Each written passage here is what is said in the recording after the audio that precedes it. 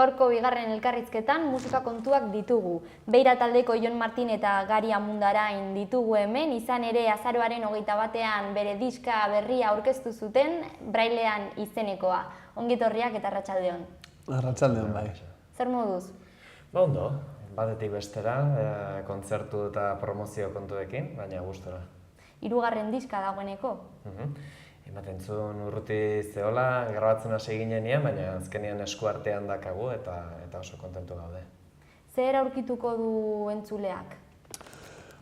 Beirak beti eskaintzen duen bezala, aurkituko duena da bertsoa eta musika dotore baten oreka berezi bat, bakarra, zeren azkenean guk egiten dugun musika eta Jonenek egiten dituen letren arteko lotura hori, formatu honetan guk bakarrik ateratzen dugu. Ez da, bertso kantatuak deitzen dioten horri bateraino, baina gu beste forma bat ematen diogu, musika estilo ezberdinez, letra asko mimatutakoak, asko landutakoak, eta musika oso landutakoa ere aurkituko da bertan. Normalean Beirak orain arte eskaini duen guztiari gehitzen zaio beste pausu bat, beste maila bat eta beste opari bat merkatuarentzako. Orduan, aurreko bi diskekin konparatuz hori izango zen bere berezitasuna, oraindik haratago joan zarete.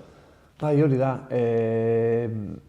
Azkenean musikariak badugu ezin egon hori beti instrumentu bat gehiago, beti zerbait gehiago, estudioan batez ere egote asko gustatzen zaigun hori, mugak aurkitzea asko kostatzen zaigu. Orduan guzti hontan, naiz eta 6 musikarik parte hartu, printzipioz gero kolaborazioak ere badaude, gehitu dira samplerrak, Igorra Barranak lan handia egin du samplerrak gehitzerakoan, instrumentu digitalak, eta batez ere oinarritzen da asko pianoan. Pianoa sartu dugu praktikoki kanta guztietan, ez da formatu klasikoan sartua, baina bai ematen du beste urrats bat. Orduan, beste instrumentu bat edo bat baino gehiago sartzea lortu dugu, eta horrek lan handia eskatu digu. Zenbat abesti ditu eta zen motatako gaiak? 11 abesti ditugu, 10 gehi bat, eta gaiak denetarikoak.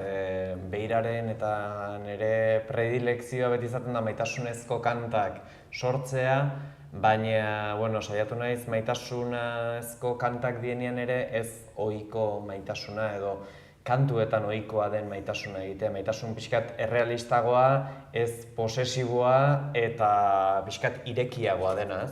Gero bestalde, lehenengo kantua zen bideoklipetan eta ikusi daitekena Euskal Gatazkari buruzko kantu bat da, pixkat jasotzen ditu Euskal Herrian hainbeste urtetako gatazkak sortu ditu oinazeak. Posizionatu gabe zehazkia alde batean edo bestean, nik uste dela sufrimendu horien rekonozimendua. Eta agilean pixkat desberdinagoa edo dien pare bat tematika bat daude, eta horietako bat da maskulinidade berriei jarritako bertso sorta, azkenean gizon izateko erabat gailendu da besteen gainetik, eta nik uste orain feminismoaren berrindartzearekin gizonezkoak aukera handi bat daukagula, gizon izateko moduak berrasmatzeko, eta animatu nahi nituen kantan bidez horri ekiteko eta jarraitzeko mutil askoi, eta baita ere hitz egiten dugu gai bat tabu bat dena gure gizartean, eta da aurrik eduki ezin duten bikoteen isiltasuna. Eta kanta horri ere nik uste garrantzia asko dakala, eta lehenengo kontzertuan ja sortu zituen alako zizpuru batzuk, eta bai. Eta irudia ere azalekoa horren ingurukoa da, ez? Bai, diskoaren izena Brailean da, eta kanta honek, Brailean kantuak aipatzen du nola maitale batek besteai bisita egiten dion, eta bere gorputzean Brailean irakurtzen duen. Orduan, ukimenarekin oso lotuta zegoen, baina, karo, arrisku bat zen emakume baten bularra erabiltzea, ulertu zitekelako modu reklamo publizitario moduan, zerbait objektibizatzea, emakumearen gorputza, eta justu nahi genunan kontrakoa zen. Eta Marta Ortizi eskatu genizkion argazki batzuk eta hark proposatu zigun honakoa, Eta ikusi genuen batetik bi edo hiru edo lau kantaren elkarketa bat zela, orduan lujoa da, hainbeste kantaren laburpen bat egitea, eta bestetik erotikotik baino ederretik gehiago du. Akaso norbait eskandalizatu daiteke, baina ojala baldin bada bularra publikoan ematearekin eskandalizatzen den jende bera. Azkenean, nik uste bihurtzen ditugula gizartean tabu gauza oso naturalak dienak eta oso normalak beharko luketenak. Oso gai sakonak. Bueno, sakonak, bai. A ber, bertsolaritzan lantzen ditugu gai asko eta uste dut behira bezala guri dagokigula plazan hainbeste lantzen ez dien gai horiek ekartzea kantu dutara. Eta hor dakagu zentzua eta hor dakagu funtzio bat. Musikarekin egiten den lana ere hori da, horregatik azkenean helburu nagusi bat beti izaten da Jonek igorri pasatzen dizkion kanten melodiak eta hortik gero borobiltzen ditugun, beste musikaren artean borobiltzen ditugunak Jonen letren pisuan formatu hortan jutea. Horrek eskatzen du lan handia, esan nahi dut melankolikoa balin bada, musikak ere hildo horretatik jarraitu behar du, alai izan balin baditek ere bai, badaude kanta distorsionatuagoak eta baino beti helburu hortik dijoa. Pixka bat, Jonek komunikatu nahi duena, musikak ere komunikatu ezala. Eta lotura hori egitea, Jonek egiten dituen kalitatezko letretan ez da erraza. Eta zorionez, Igorrek daukan gustua eta kapazitatea melodiak sortzeko, eta beste Urtzi, Mikel eta ni eta gero Iratiren laguntza edukigu disko honetan, guzti horrek sortzen duen borobiltasun horrek eramaten gaitu holako gauza borobil bat egitera eta gustora aurkeztera. Zer nolako prozesua da, nola antolatzen zarete? Orain esan dugun bezala, Jon da lehena, Jonen eskutatik edo burutik ateratzen dira letrak eta Jonek bidaltzen dizkio Igor Arrugarrenari, berak sortzen du bizkarrezur guztia bestearena, melodian nondik nora joango litzaken, eta gero aurkezten du lokalean. Eta lokalean elkartzen gara beste guztiok, Mikel Arrugarrenak perkusioak sartzen ditu, Mikel Arrugarrena perkusio gile bezala izugarrizko sensibilitatea dauka eta gainera teknikoki oso ona da, Urtzik bajuarekin ere oso eskuona dauka, eta guzti horien artean eta azkenik Iratiren ahotsaren laguntzarekin saiatzen gara lokalean hori forma bat ematen. Gero forma hori estudiora joaten da eta estudioak beti itzultzen digunak sortzen dituen aldaketa batzuk egin eta azkenean prozesu honeko luzea da, abenduan hasi ginen guzti honekin. Pasaden abenduan? Bai, hasi ginen pasaden abenduan eta Jonek beti izaten duena da, berak letra bat egiten du, baina azkeneko letra, kasu honetan, 3. bertsioak eta badaude. Azkenean guk berak ematen dizkigun letrak moldatzen ditugu, Jon jarri hau hemen, hau moztu behar da, ez dakiz, eta orduan hor sortzen da Jon estutzeko gatazka bat eta horri biltzen gara beha mareatzen pixka bat. Gure gizartean honeako txarreako ohitu gea gauza azkar eta intentsota da eta batzutan ez dugu tartea 10 minutuko kanta bat entzuteko. Eta horrek eskatzen du bertso sorta luze bat, errenditu beharra, igual erdira edo erdia baino gutxiagora.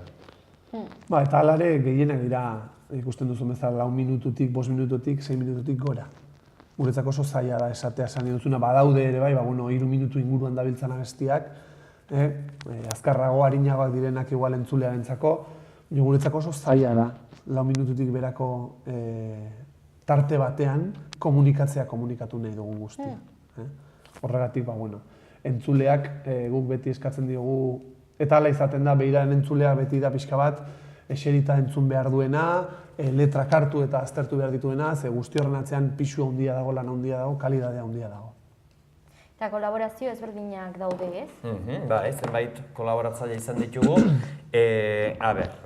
Inorrez aztutzeko txuletak egin ningo dugu. Batetik dakagu Sugegorriak kantuan Lain taldeetik ezagunak dien Kristina Arantzabe eta Leire Berasaluze. Leirek ere gaina gurekin bide politia izan du eta Prediktorren ere Prediktor kantuan berak jartzen ditu ahotsak. Prediktor da lehen aipatu dudan aurra eduki ezin izan duen bikotearen hori. Gero aipatu dugun maskulinidade berrienean Inigo Asensiok egin dizkigu ahotsak. Gero badugu aipatu ez dugun kanta bat, baita ere igual berezia izan daiteke, sehaska kanta alai bat da, aurrei bideratua edo bueno, behintzat, bai, azkenean aurrentzat ere konplexua izango da, baina bai, pixkat aurrei begirakoa eta hor Aline eta Karine Etxeberri ditugu, Sendarineko aizpak ezagunak, bezala ezagunak dien bikotea, eta haien Baxenafarrek dakaten kantatzeko modu berezi horrekin eta kriston toke berezia ematen dio kantai. Egia esan, harrigarria da nola zona geografiko bat hain identifika erreza den musikalki, ez? Eta sumatzen da goxotasun hori kantu hortan. Eta gero, azkeneko kanta, baita ere gure estilotik oso desberdina, rap estilora hip-hopea mugitzen gea, eta Ane Guria eta Moro ditugu, Bad Sound Systenen kantatzen du Iñaki Otxandorena, Morok, eta kontatzen du pixkat, 80. hamarkadan jaio ginenon gaztaroa nolakoa izan zen, eta zer bihurtu gean gaur egun, ez? Hango gazte idealista edo aur belaun mekrominatu horiek nola dauden gaur egun. Gusten duzunez, jente desiente. Bai.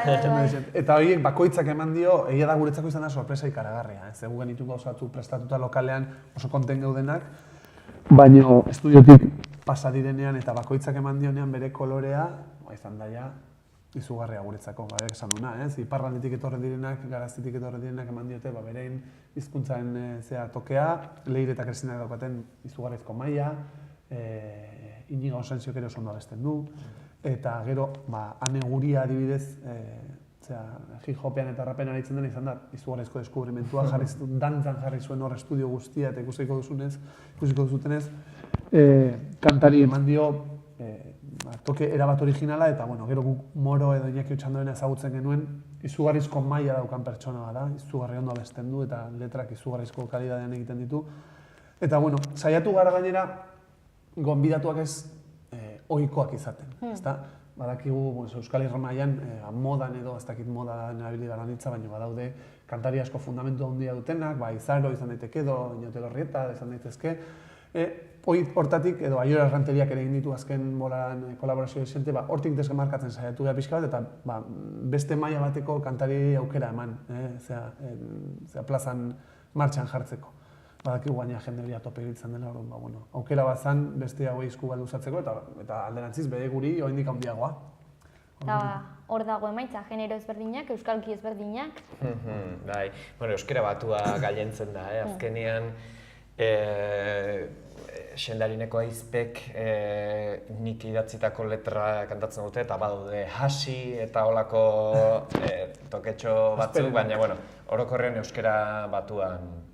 Egia esan, lurraldetasuna ere inporta zaigu, taldeaneko oi hartzun zen trista da sortzez, baina egia da Gari Ondarri bitarra dela eta Igor Arroabarrena gitarrista Zunbilan bizi dela, eta horrekin pixka zabaltzen genuen gure espektroa, eta Baxenafarroa eta Ane Guria Bizkaitarra izan da, baita ere lurraldetasunari ere eman diogu beste buelta bat. Eta generoari dagokionez ere rap, hitzekin jolasten duen generoa da, ez? Bai.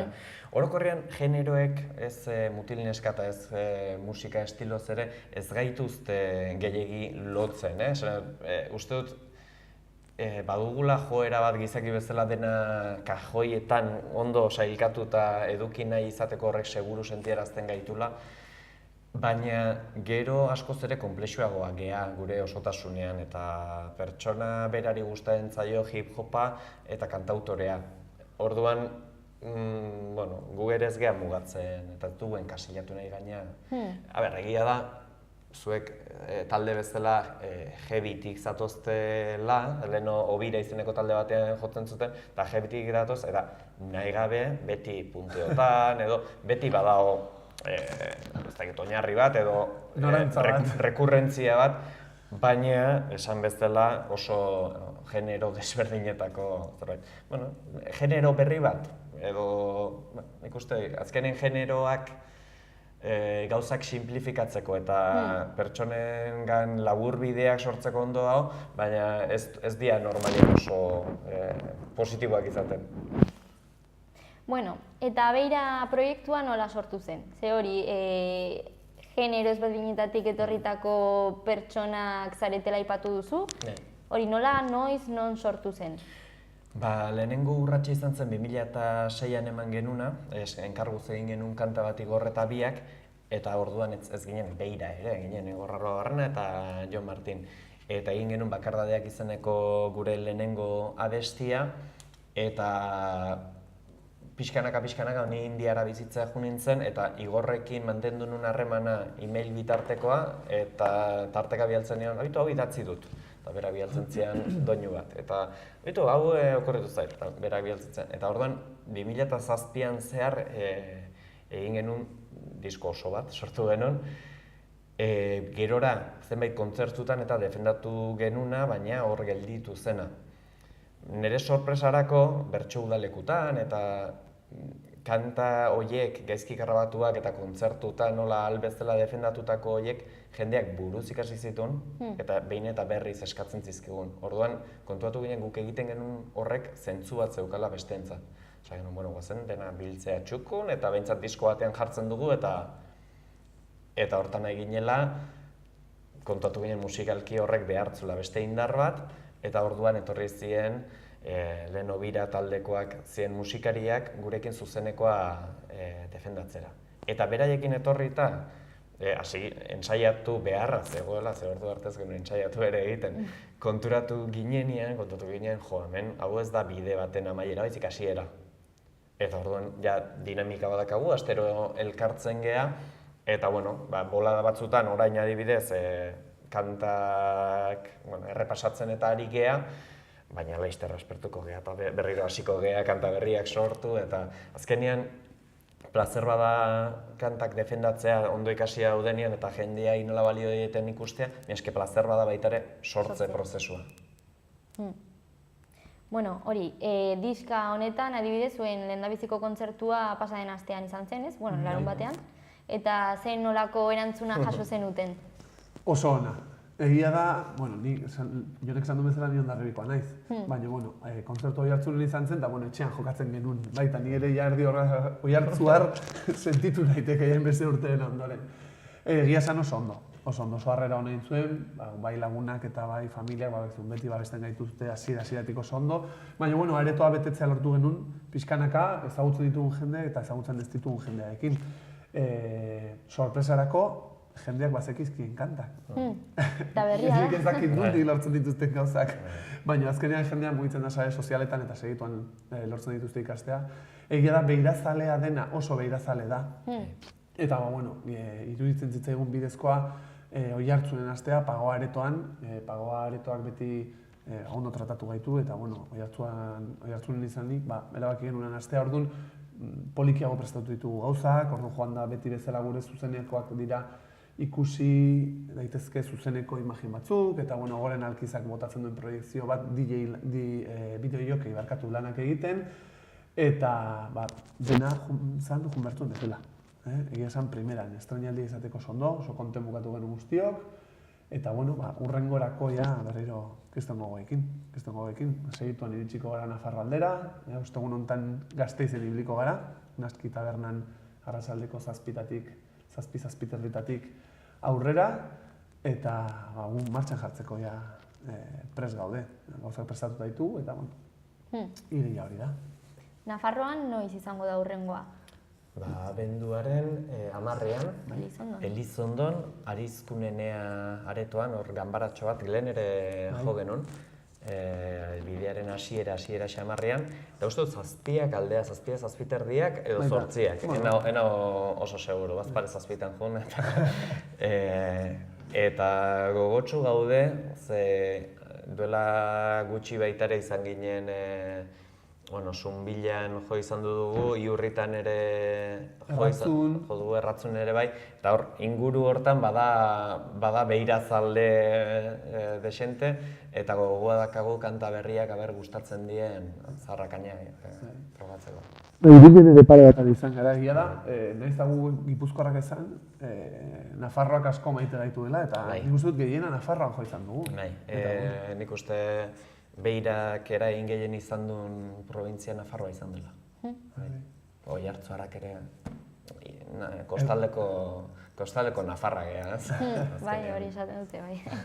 Bueno, eta diska nun egongo da edo dago salgai? Zuen webgunean pentsatzen dut? Bai. Eta, bueno, dendetan. Hori da. Posible da gure sare sozialen bitartez, bai Facebooken edo bai Twitterrean jarraitzen gaituztenek mezu bat bidali eta helbidearekin eta helaraziko diegu etxera. Eta bestela, onena dugu kontzertutan bertan saltzea. Prezio honenian ere, eta eskura errexena delako, eta gaina sinatzeko aukera ematen digu, eta guk ere aurpegia jartzen diegu CD erosi digutenei, eta ere gauza erra da. Eta bestela, Durangoko azokara itxaron dezakete zaleak, edo saiatuko gara baita ere bertso txapelketan zehar, txapelketan nagusian zehar ere salgai jartzen. Beraz, igande hontan, Iruñan ere salgai jarri ditzakegun.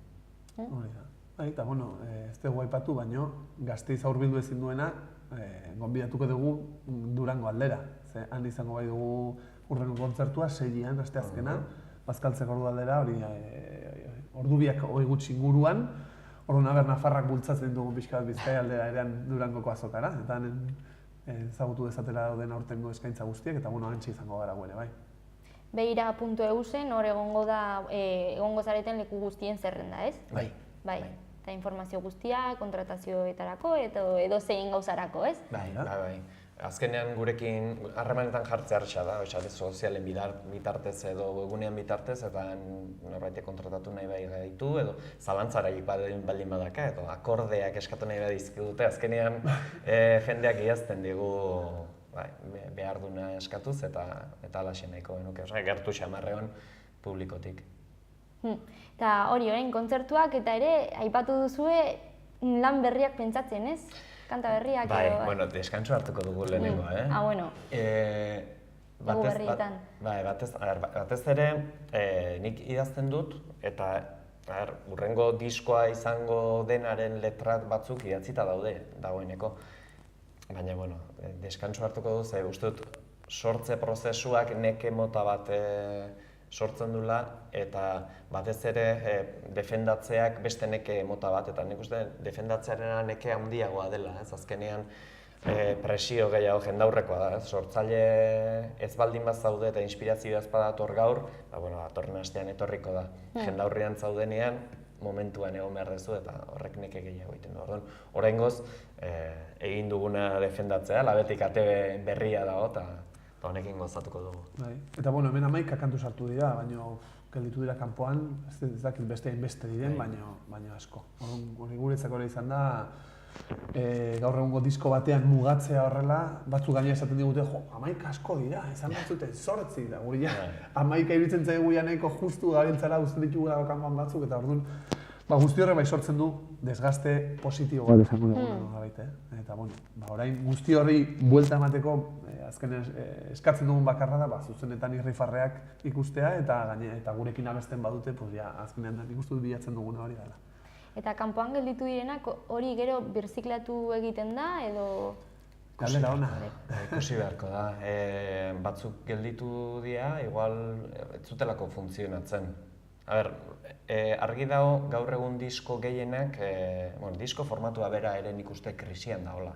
Gaur egun ez dakit merezi duen disko bat ateratzeak, ez bada justu elkarrezketa hauengatik eta aitzakia ematen dulako jartzeko edabideak eta artistak harremanetan, baina bestela artista gehienak konturatzen baldin batzea, azken aldian 8-7 kantako diskoak ateratzen dituzte asko mugatu da, askoz merkeagoa da, grabaketa kostua eta orduan, guk kantak ez dakagu sorkuntza aldetik problemaik eta gaineak bakoitza zeon tematuta, ni adibidez, sehaska kanta hori nahi nun, izurdeak sartu nahi nun, eta akaso gariri ez zitzaion gustatzen, ez dihoa diskoaren hildoarekin, eta, bueno, zaila da, baina hor dauden kanta guztiak esan nahi du daudela norbait maite mindu dutelako.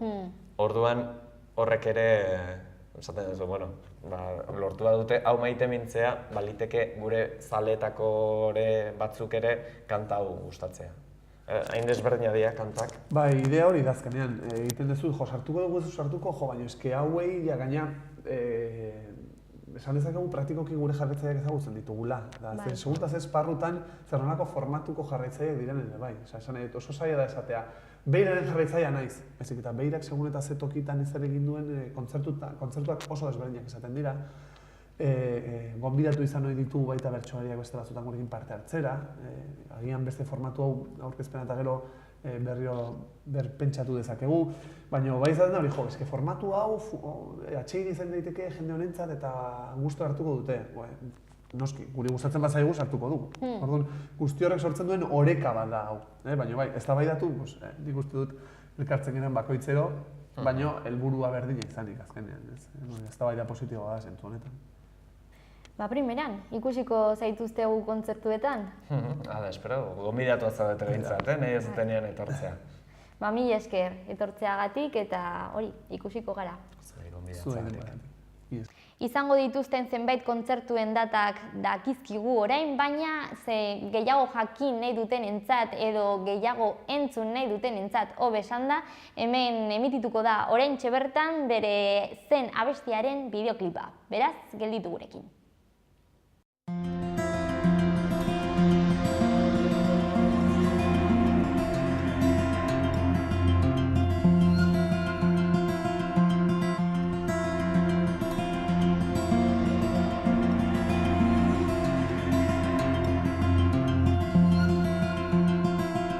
Herrizarrura bizirauteko zitekenik bortitzen zen, mapa munditan kolore gabe baztertuta gelditzen zen, goizero sortu, gauero lertu, ta goizero berritzen zen.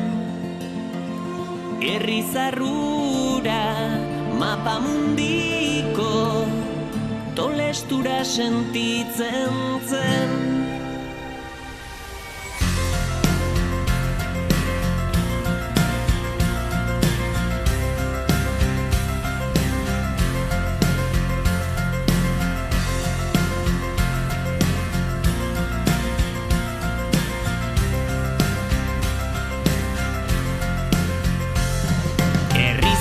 Hartan askatasuna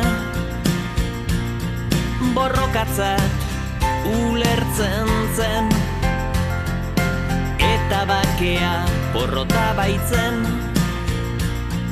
berehala baztertzen zen.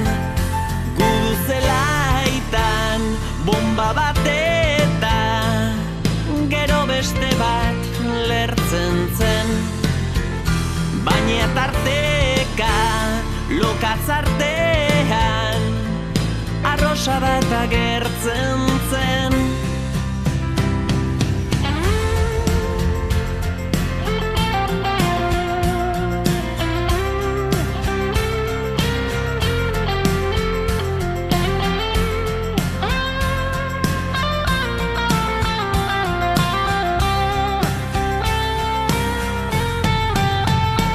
Herrizarrura kristal gainean oinutsirik ibiltzen zen, trumoi soinua eta ondoren nazio bat isiltzen zen.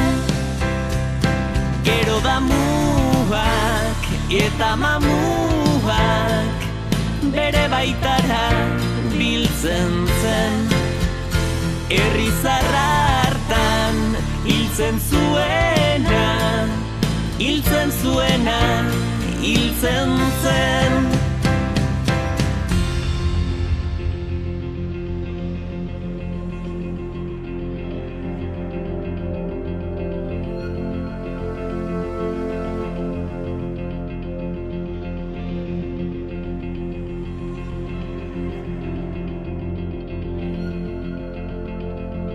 izango zenaz liluratuta.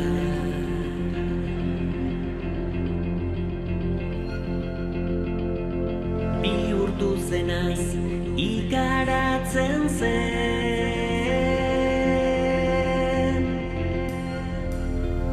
bere itxasoa usten zen